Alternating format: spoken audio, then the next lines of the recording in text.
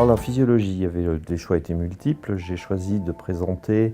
l'identification du récepteur à une cytokine qui s'appelle GDF15 et qui joue un rôle très important dans un nombreux cas de pathologie principalement ou de mauvaise nutrition et qui intervient pour réguler la prise alimentaire et pour inhiber la prise alimentaire.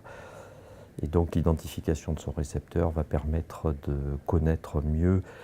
le fonctionnement de cette cytokine, son mode d'action, éventuellement trouver de la pharmacologie pour agir là-dessus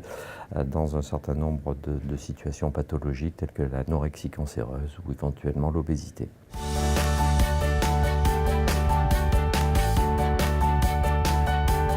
La plupart des participants des JFN, il y a beaucoup de cliniciens d'abord qui sont intéressés par des problèmes pathologiques liés à la nutrition, que ce soit l'anorexie, que ce soit l'obésité, la prise alimentaire excès.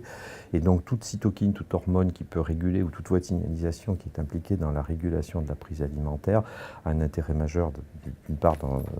principalement pour les cliniciens et pour tous les gens qui sont intéressés par la nutrition, parce que c'est un contrôle direct de ce qu'on mange. Donc c'est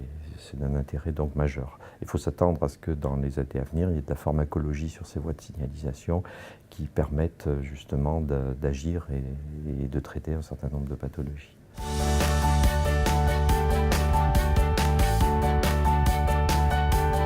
Le JFN, c'est surtout un point de rencontre de toute la communauté des nutritionnistes français et francophones même, et c'est très important pour ça, ça permet de rencontrer des collègues, ça permet de discuter, donc il y a de la convivialité, ça c'est déjà très sympa, et puis en plus ça permet des fois, souvent même, de parler de science et d'établir des collaborations, de nouvelles collaborations, de nouveaux projets de recherche, donc c'est important de parler, de se voir. Et puis aussi l'excellence scientifique des JFN, bien entendu, des interventions.